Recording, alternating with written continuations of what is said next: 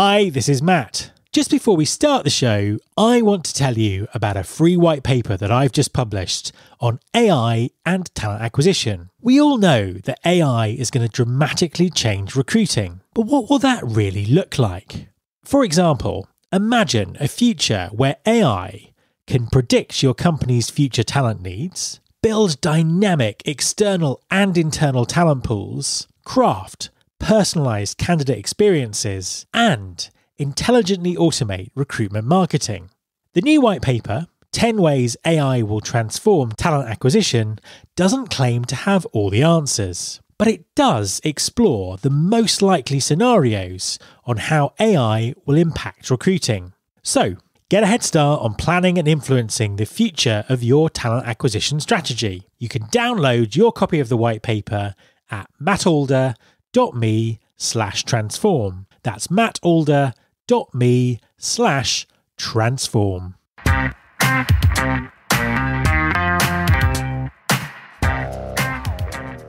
Talent acquisition stands on the edge of a revolution, with AI tools promising to make recruiting faster and more effective. But will they make hiring fairer? Recruiting and HR are already a key focus for governments as they develop legislation for AI, and employers are already at risk of breaking existing laws if they use AI tools that discriminate against protected groups of people.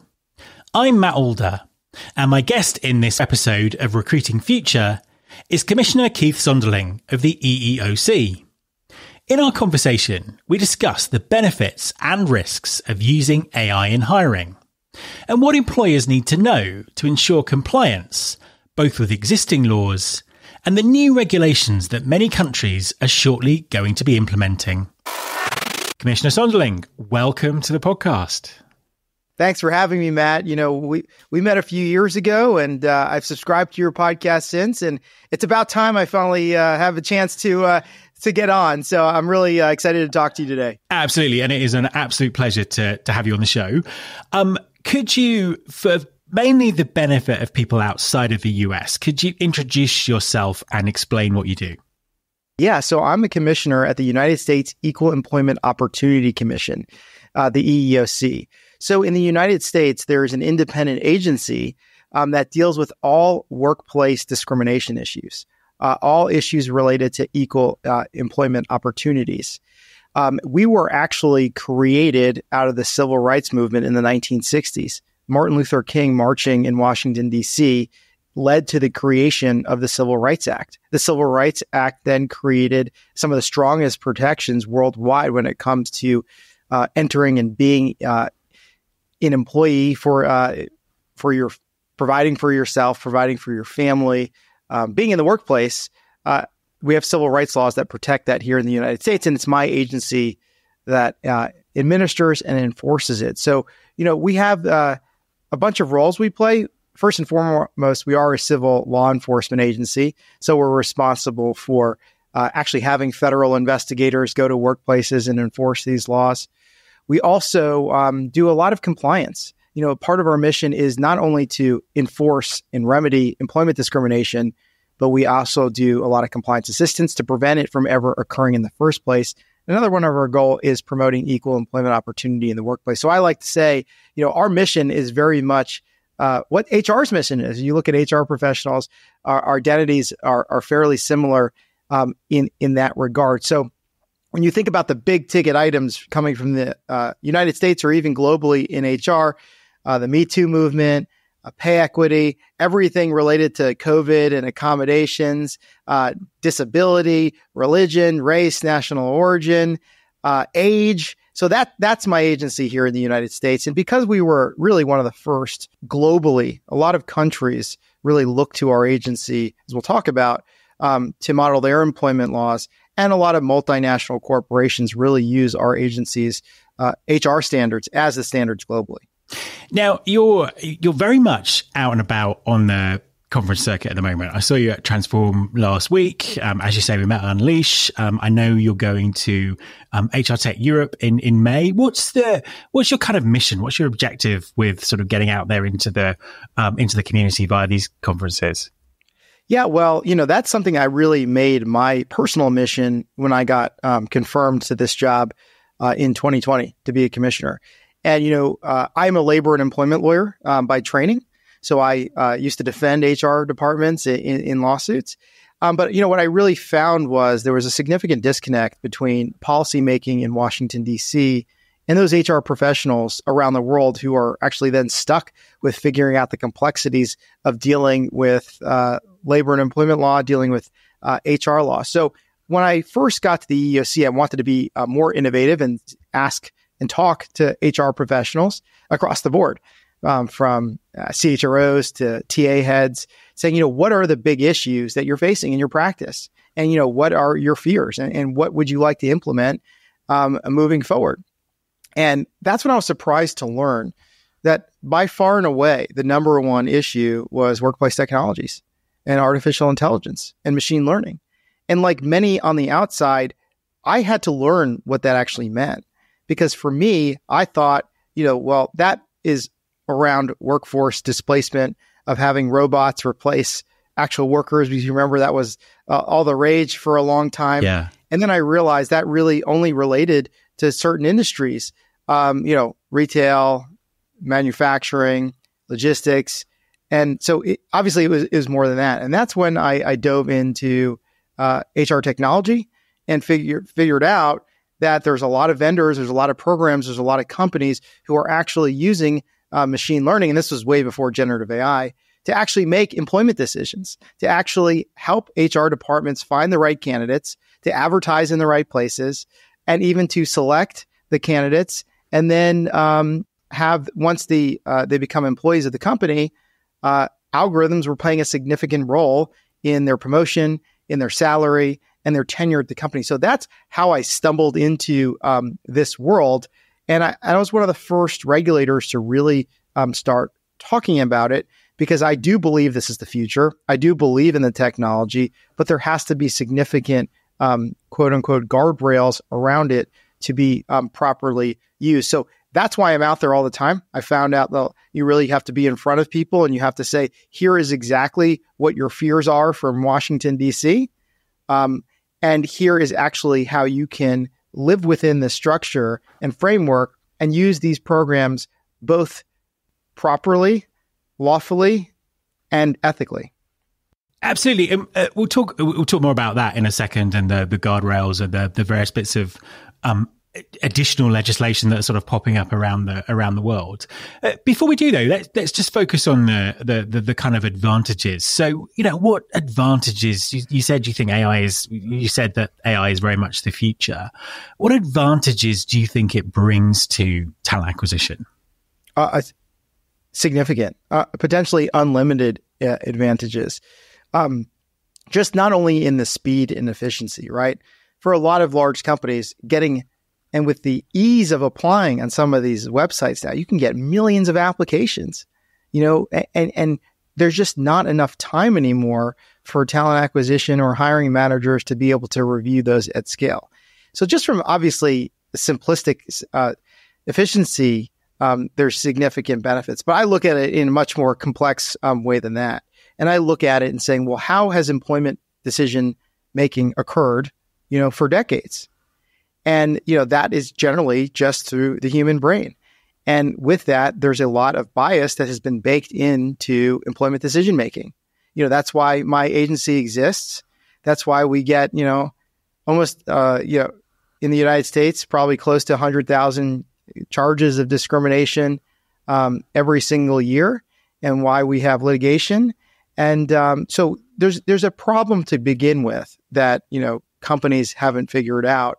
And the EEOC hasn't been able to stop, despite all of our law enforcement and our guidance that we give out. So if technology can help us make more transparent, clear, fair employment decisions that are actually audible and traceable based upon metrics, not just based upon an individual's bias, and that bias may not necessarily be something that's unlawful, right?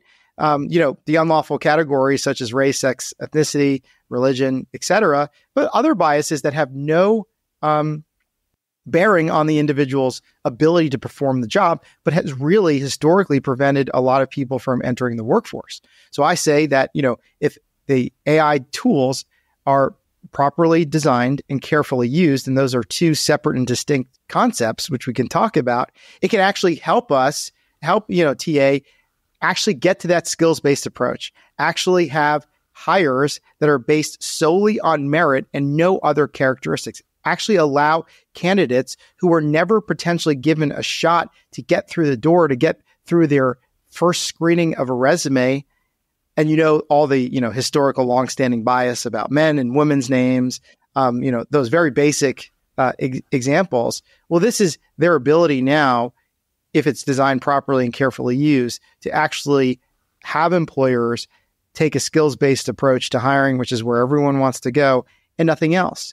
But I always talk about the benefits, but in my job, I also have to talk about the risks too. Of course. If it's not carefully designed or it's improperly used, you just flip those, then it could potentially scale and cause more discrimination than any one individual can do. So much of it is, we can't just talk about the benefits. We can't just talk about the potential liability. We have to talk about, well, how do we do this right to actually have TA go into a much more technology-based, be more technology-based industry with all these very tools that could actually have significant benefits all around.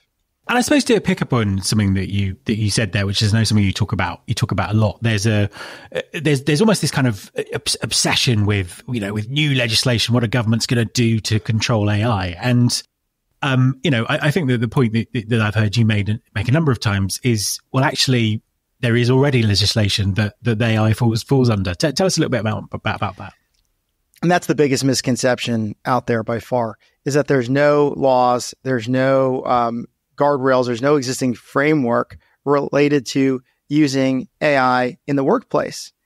And look, it's not everyone's fault that they believe that, because, after generative AI and ChatGPT and all the, and moving forward with the EU AI Act in the EU and all these governments now having summits, and then here in Washington, senators bringing in very famous tech CEOs, that's causing more chaos of saying, well, look at the uncertainty related to using AI. Look at the lack of actual laws here.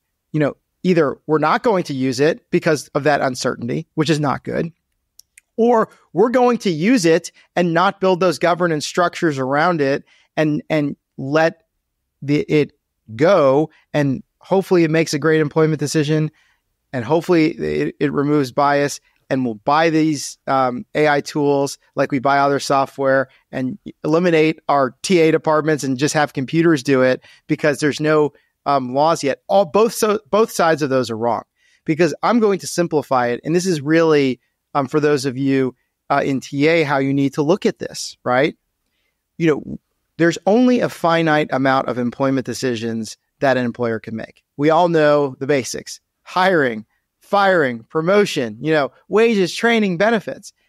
And at the end of the day, AI hasn't created a new sort of actual employment decision yet. So what it's doing, it's actually assisting you or making that employment decision. But you as employers, you as hiring managers, you as our TA are the only ones who can actually make that hiring decision. And that decision, that employment action, is what's regulated and then what we look at. That's what HR professionals have had training on. That's what you have policies, procedures, and handbooks on, since you began your career. So in a sense, we need just to simplify it and saying, what are we asking the AI tool to do?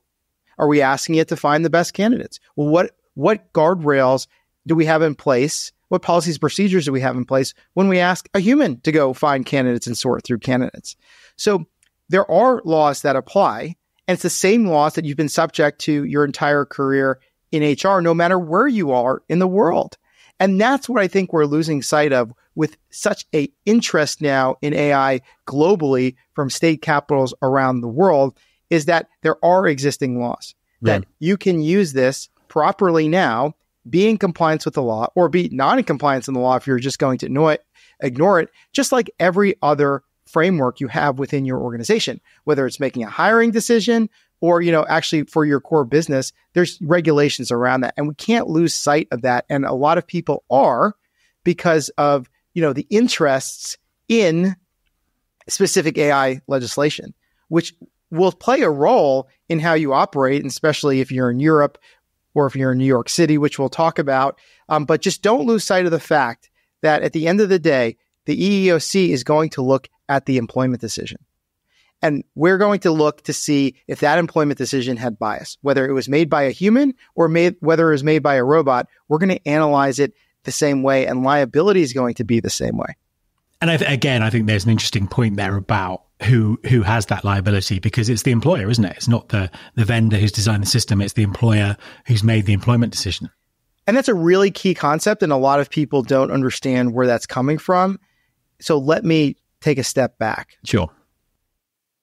When our agency was created, when Title VII of the Civil Rights Act here in the United States was enacted in the 1960s, we were given jurisdiction over 3 parties. And the law says only those 3 can make an employment decision. So no one else can make an employment decision. Nobody else can actually say you're hired, you're fired, you're terminated, right? So that's, employers, companies, right? Easy one. Unions. And I know the union issue gets a little complex when you get into Europe, just, American unions, right? Yeah. And then staffing agencies. So the big staffing agencies, which are all global, right? Which are, on every continent at this point, right? So those are within our jurisdiction, and U.S. law says those are the only 3 parties that can ever make an employment decision, right? Within there, you don't say an AI vendor, right? Yeah. Or a software tool. Or an algorithm, right? So that's where it comes from. And it's not just picking on the employer saying, we're going to go after the employer. You're going to be the one who's going to be responsible, even though you didn't design the tool, even though you don't necessarily know how to use the tool. The vendor just helped you use it. It's rooted in the law. Now, we're seeing potential changes in that. And that's where a lot of this is going. And there's, in the EU AI Act, they're specifically saying that vendors who build the systems, are going to have liability. There's proposals in California that also is going to give potential liability to the vendors, and saying that, in California, if these bills pass, that the vendor, if they're involved in making an employment decision, they're essentially going to be an employer too. But for the meantime, you cannot rely on thinking that if the tool does something that you may not have access to, that you may not understand, that you will be absolved of liability because it's through an AI and it's through a vendor. And that's critical starting point, and why buying HR technology is so much different than buying other kinds of technology. And for you as TA professionals, for you as in HR who are with the vendors, who are deciding which products to use and then have to go sell it internally, this is where the conversation needs to be, because that liability rests with your use of it and not the vendors. You have to then build programs and structures around it within TA, within HR, to ensure that your own company's use of it is compliant with the law. A quick message from our sponsor, Wonolo. Hi everyone, I want to tell you about Wonolo. That's Wonolo. Wonolo stands for Work Now Locally. Wonolo enables businesses to find quality workers for on-demand, seasonal, short-term and long-term work. Ditch the bulky paperwork and interview process, and use Wonolo to find quality workers fast and get work done even faster. With flexible workers and no platform fees, you can save on operating costs, meet demand, and maximise earnings with ease. Wonolo is available in over 100 markets, including Chicago, Dallas, Atlanta, New York, and Seattle. Get workers who are ready to work and spend less time finding them with Wonolo. Go to www.wonolo.com/pod. That's www.wonolo.com/pod and take the stress out of finding workers. Imagine how fast we could solve the world's biggest problems if more SaaS startups would gain traction sooner. Welcome to the Tech Entrepreneur on a Mission podcast. This podcast is dedicated to sharing experiences from B2B SaaS CEOs who are going above and beyond to deliver change that is noticed. You will hear their secrets and learn what is required to build a SaaS business that the world starts talking about and keeps talking about, and how to overcome the roadblocks to do so. To focus a bit on the kind of the new regulations and legislation that's being talked about around AI, it's interesting that we're talking about AI in general here, but it always seems to be recruiting and TA that the people that there's always a big focus on in these kind of discussions. What are you, from the conversations that you're having, what are you seeing? What are you seeing happening in this area? Obviously, every country is very different. Are there common themes? What's the sort of state of play? And this is a really great question. It also gets back to the point I was just making about the additional things that HR professionals need to do to properly implement these AI HR tools. Because you're at all the conferences, Matt, you see that it's no longer a question, are you going to use AI in HR, right? We're way past that.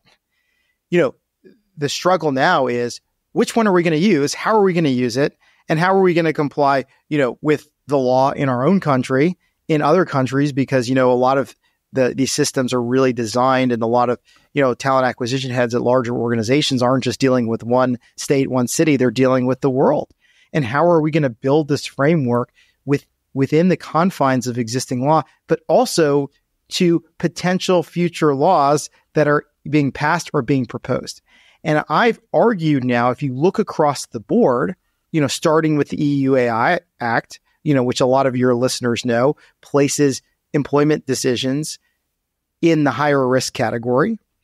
New York City's Local Law 144, which was the first law related to actually using AI for hiring and promotions, of course, limited to New York City. It's important to stay abreast of all these changes and not fear that there's going to be a new law that comes out that's going to completely, essentially, in a way, diminish all the work you've been doing in trying to deal with the vendors, vet these systems, implement these systems to take a more technology-based approach. Unfortunately, I think that's how a lot of people are looking at that. And I want to dispel that right now, because if you look across the board, let's start. The first AI HR law was actually in 2020 in the state of Illinois. And that was related to video interviewing. If you remember. Oh, I do remember. Facial recognition and video interviewing, because there was some software out there that, during the interview process on Zoom would analyze an employee's face, and I don't need to get into the legal issues right now about, how that may impact certain groups over the other, or how that may impact disabled workers or religious workers. I can go off on that. But look, that's a state that Illinois basically said, if you want to use facial recognition in a video interview, you're going to have to disclose it. You're going to have consent. You're going to have opt-out. Basically made it so difficult to use in Illinois that in essence, it basically banned facial recognition interviews in Illinois. And then New York comes along and says, for New York City employers, you have to do pre-deployment audit testing. You have to disclose, those audits. But then they said that's only for hiring and promotions, only on race, sex, and ethnicity, not, terminations, not anything related to compensation or total rewards, and not on the other categories like age and disability, right? Yeah. So you're seeing like little differences between all of those, and I think that's just the decision you need to make. And you're starting to see common themes, and there's dozens of state proposals related to AI in HR, but a lot of them are starting to get to employee consent. A lot of them are starting to get to pre-deployment audits, yearly audits, or as you saw in Illinois, just essentially almost restricting it in certain areas, and even the EU. But what I've been arguing is these are all things, essentially business decisions you have to make yourself on knowing that these are coming and knowing that you're starting to see common threads such as consent, such as pre-deployment audit. At some point, nationally or globally, if you start doing those, you're going to then be in compliance, essentially across the board. And for instance, on the pre-deployment audit side, that is not required under federal law. But the EEOC has put out guidance. If you do, we're encouraging you to do that. Why? Because if you do a pre-deployment audit and you see that it's discriminating against certain groups, and the reason it's discriminating against certain groups, whether it's the algorithm, whether it's your applicant pool, or whether it was just a skill requirement that you put in there that wasn't actually necessary for the job, that winds up having a disparate impact against certain workers, you could test that in advance of ever making an employment decision.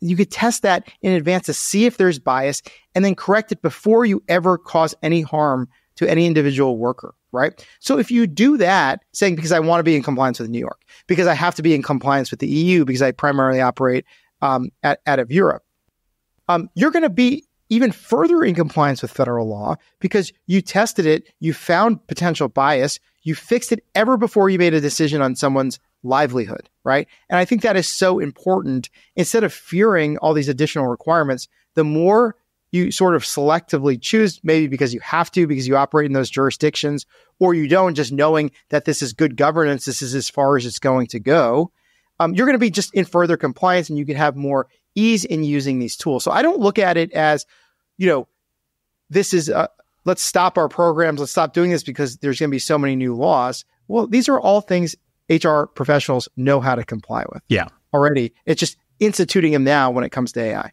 Yeah, 100%. I mean, that just makes perfect sense. What would your advice be? So obviously, there's a bit of a rush at the moment to develop tools with generative AI. Some employers are actually developing their own tools, which is interesting. But obviously, there's also a big ecosystem of new vendors out there building interesting tools, which is always great to see. What would your advice be to those vendors in terms of how they sort of how they build their offerings? Well, on the generative AI front, there's a few different ways to look at it for HR professionals. One, there's actually using generative AI to make job descriptions, using generative AI to do performance reviews, using generative AI to tell you where to do your employment advertisements, actually doing some of the HR functions. And the issues with that are no different than some of the issues we saw early on with machine learning and algorithms discriminating against certain groups. Because, if that data is just coming from the internet, if that is not your own data, if that is not what you're looking at from your own vetted, company policies or your own workforce, you have no idea what bias you're injecting into that job description you're asking generative AI to do. So if you say generative AI, go make me the best job description or the best job advertisement for this level of employee, and it does it, and it looks better than anything you can draft it, and you put it on the internet, and for some reason that has injected, another company's bias that was out there where the generative AI found it from, or worse, put in job requirements that may be necessary for the job, but not necessary for your company's actual job, that individual's job in that part of, in that location. That's how specific we look at it. Then you're injecting bias in there that you have no control over, and it's already out there, and it's already potentially causing harm and discriminating. So there's so much when it comes to generative AI and using it for core AI HR functions to ensure that you're not injecting somebody else's bias or somebody else's requirements or skills or talent within your organization that is not critical, not necessary, that you won't hold up, and you're going to discriminate. The second part of that is, which I think is really going to be coming for HR leaders, is how it's going to impact the dynamics of the workforce. So let's put aside about using generative AI in HR to do the functions. But as you see, all the reports about how generative AI is going to essentially eliminate so many positions within your company. You're not going to need to recruit for these positions anymore because the generative AI can do it faster, more efficient. And you've seen all those stats out there about all these companies predicting doom and gloom and about all these jobs going away.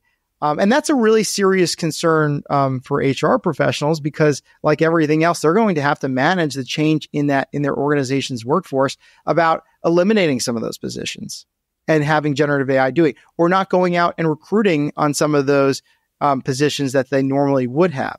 And there's significant issues with that. If you're going to do layoffs related to generative AI, how is that going to impact your current workforce? And what we're starting to see is, well, who's normally gets laid off when we have a big reduction in workforce? Higher paid workers, which tend to skew to older workers, right? Yeah. And especially if generative AI can do those work faster, more efficient. So that's going to have an impact on older workers. Or, what I like to say are the newer workers. I'm not saying younger workers. I'm saying newer workers. And this directly impacts all the work TA has been doing to diversify their workforce. Right. Yeah. All, the newer workers are much different historically than they've ever been before. They're more diverse. They've come from a lot of different places. All that recruiting efforts, whether it's on diversity of skill, diversity of background, to get them in the applicant pool have paid off. And if you want to just simply say, well, let's just lay off the newest crop of workers because they are, the newest in the company, they haven't ingrained themselves. It's cheaper to do that. Well, that's going to have a disparate impact on certain groups. And we're already seeing the jobs that are going to be displaced by generative AI are going to have a disproportionate impact on women, on African Americans, on Hispanic Americans. And it gets very complicated with, I'm not a labor economist, of why that is, right? Yeah. About the jobs that are going to be displaced. But that's all going to fall on HR, both on the front end to make sure that there is no discrimination. And then when those individuals are laid off. The second part of it too, when it comes to the generative AI equation, which again is in HR's wheelhouse, is related to now skilling your current workforce to be able to use these tools. And are disabled workers going to be able to have the same opportunities to be able to learn how to become a prompt engineer if they need more time, if they need different kind of adaptive devices? And same with, older workers. And I'm not trying to be ageist here, but obviously Gen Z who grew up on their phones may be able to learn these tools faster, where you want to make sure your older workers don't say, well, I've been doing my job the same way for 20, 30 years. I'm just going to quit now. Yeah. Right. Yeah. And you're forcing me out in that sense.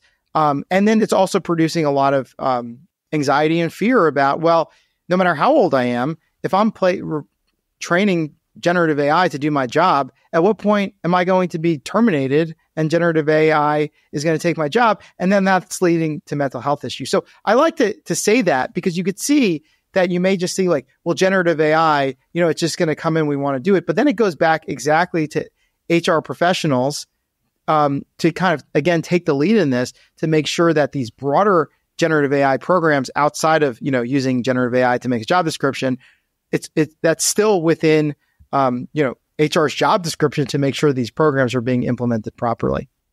So as a final question, and I'm not sure you're allowed to make predictions, but I'm going to ask you anyway. And I think this kind of comes into what you were saying earlier. Where do you hope we're going to get to with all of this? If we were having this conversation in 3 years' time, what would we be talking about? I would like to see mass integration of AI in HR and generative AI in HR. And I would like to, ensure that, of course, HR professionals are still leading the charge in the integration and using of the software because, unlike other areas in the business, when you're dealing with AI in HR, you're dealing with civil rights. You're dealing with, people's ability to provide for their families. And that's just, a different level of care that HR professionals are used to doing than other areas of the business. So as we all know at this point, AI is taking all over all aspects of businesses. And I think that's why HR professionals really need to be able to be a very significant part of that equation and ensure that all the longstanding policies, procedures on how to hire an employee, how to promote an employee, how to pay employees, that HR professionals use that and don't lose sight of the fact that all that still applies when using technology, when, having AI make that decision or assist HR professionals with decision. So my prediction is that for this to work, it's sort of a prediction and sort of a request. For this to work, HR professionals really need to not be intimidated by the changes of the law or the technology itself. Go back to the basics. And, when you're dealing with the vendors, you need to make sure that you're asking the right questions of saying, how is this going to work on my workforce? How is this going to work on our specific job descriptions? How is this going to work with our specific employees or applicant pools? And then, what are you going to do to ensure that our own use of it is proper? And that's half working with the vendor and also internally. And this is where, HR professionals need to take the lead, is saying, okay, we need not only to buy these products, but we need to then build the governance structure around it. Identically what we already have in our employee handbooks and our procedures. If an employee, if somebody in HR makes a biased hiring decision and we find out that they unlawfully hired, a man for this position, and that was their only qualification, generally they would be terminated for that because you have equal employment opportunity policies and procedures. And that same thing needs to happen with AI. It's saying that the same requirements that we're using to hire, whether it's a person or whether it's AI, are going to be in place. And that's where it needs to go to work. Keith, thank you very much for talking to me. Thank you for having me. My thanks to Commissioner Sonderling. Both Keith and myself will be speaking at HR Technology Europe, which is taking place in Amsterdam in May. You can get a 50% discount on your ticket by going to mattalder.me/Europe and using the code MAT50. That's MATT50. So mattalder.me/Europe and the discount code is MAT50. You can follow this podcast on Apple Podcasts, on Spotify, or via your podcasting app of choice. Please also subscribe to our YouTube channel. You can find it by going to mattalder.tv. You can search all the past episodes at recruitingfuture.com. On that site, you can also subscribe to our monthly newsletter, Recruiting Future Feast, and get the inside track about everything that's coming up on the show.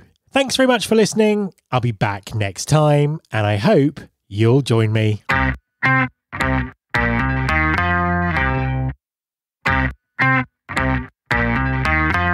This is my show.